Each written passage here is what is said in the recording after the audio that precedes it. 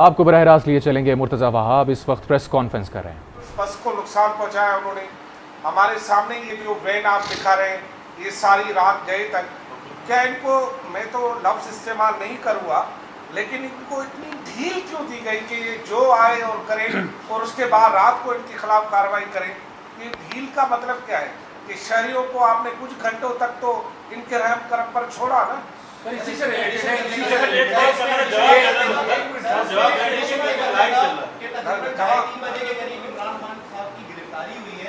उसके बाद हमने देखा कि रात को तकरीबन 9 साढ़े 9 बजे के करीब पीपल्स बस को आग लगाई गई। पुलिस ने पहले शुरू में कार्रवाई करने की कोशिश की, लेकिन पुलिस वहां से फरार हुई है, बताया भागी है। उन अफसरान के खिलाफ कोई कार्रवाई की जो वहां से भागे, वरना ये बसें कि जितना भी नुकसान हुआ, गाड़ियां जली, पुलिस की बाइकें जली, ये नहीं हो सकती थी। और ये भी बताइएगा कि अब तक कितने अफराद को जो है वो गिरफ्तार कर लिया गया तमाम तर मामले में। इसमें एक अब हो गया ना, इसी में सवाल अब मेरी बात है ना, भाई आपका आंखों देखा छोड़ो, मैं खुद भी बाहर था ना, खुद देख के आया हूं ना चीज। आपने इससे स्टार्ट करता हूं, आपने पूछा कितने गिरफ्तार हुए हैं। बहुत गिरफ्तार हुए हैं और बहुत और होंगे। वाजे करके कह रहा हूं, बहुत गिरफ्तार किए और बहुत सारे गिरफ्तार करेंगे। जो शख्स कानून को हाथ में लेगा, कानून हरकत में आएगा, फुल एंड फाइनल। अब आपने कहा कि टाइम मिला इनको, देखिए ये प्रिपेयर्ड आए थे,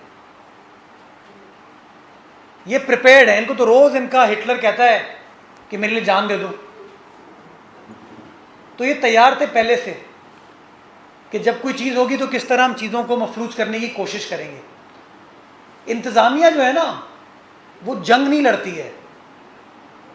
जंग में आपको पता है, आप दुश्मन से लड़ने स्ट्रेट फायर करते हैं आप, लेकिन जब आप अपने लोग, अपने शहरी आपके सामने हो, तो आप ये चीजें नहीं कर सकते। आप कोशिश करते हो मॉब को कंट्रोल करो। हद्दुल इम्कान कोशिश की जाती है कि मॉब को कंट्रोल किया जाए, और हद्दुल इम्कान कोशिश की गई कि मॉब को कंट्रोल हुआ। ये इतना बड़ा शहर है, इतना बड़ा शहर है, लेकिन आपको इस शहर में किसी और जगह पे इस तरह के वाक़े की इत्तला नहीं मिली होगी। ये कामयाबी थी इंतज़ामिया की कि हमने इनको कन्फाइन कर लिया, इनको रोक लिया।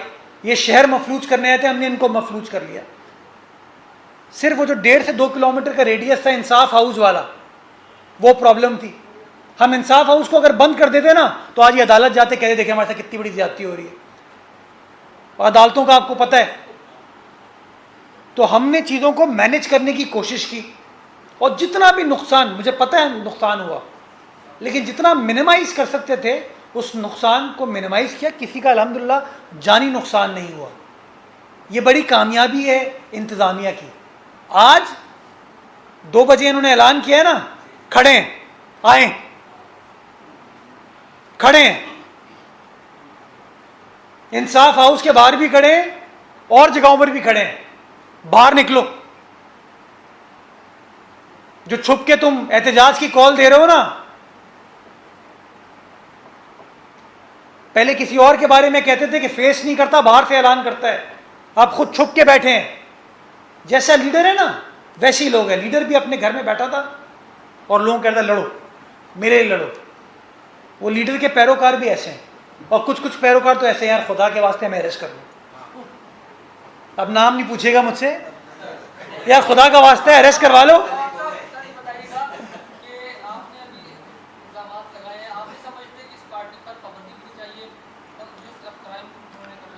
देखिए,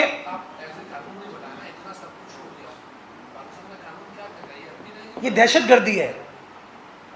देखिए, सरकारी चीज को नुकसान पहुंचाना दहशतगर्दी के जिम्मे में आता है। 780 लगता है, 780 के पर्चे कटेंगे, कटने शुरू हो गए।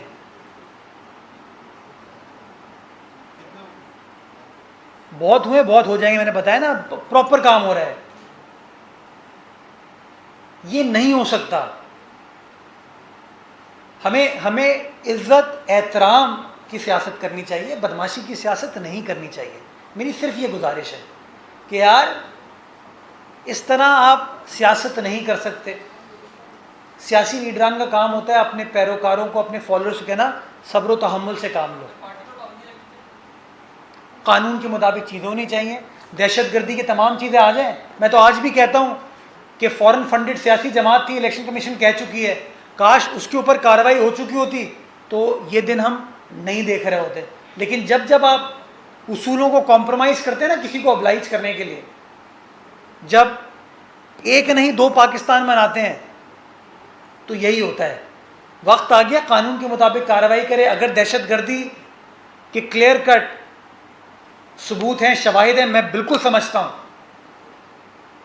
कानून के मुताबिक कार्रवाई होनी चाहिए।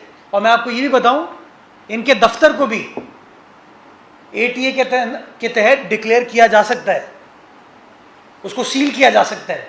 लेकिन हमें फिर यही मसला था कि सील करेंगे तो फिर अदालत जाएंगे और अदालत में जाके फिर इल्ज़ामात लगाएंगे।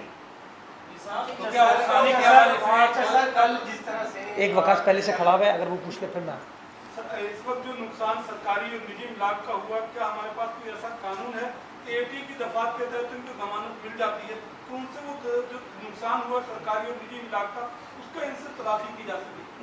ये बड़ा आपने अच्छी तजवीज़ दी है कि जो हमारा फौजदारी कानून है उसके अंदर ये रिकवरी का कॉन्सेप्ट नहीं होता।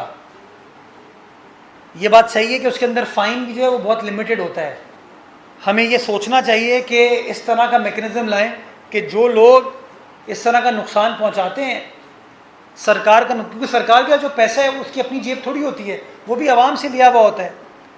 अगर सरकारी अमलाक को कोई नुकसान है तो मैं समझता हूँ उसके अंदर कॉम्पनसेशन। तर्जुमान सिंध हुकूमत मुर्तज़ा वहाब इस वक्त न्यूज़ कॉन्फ्रेंस कर रहे हैं। कराची से उनकी गुफ्तगू आपने मुलाहिजा की।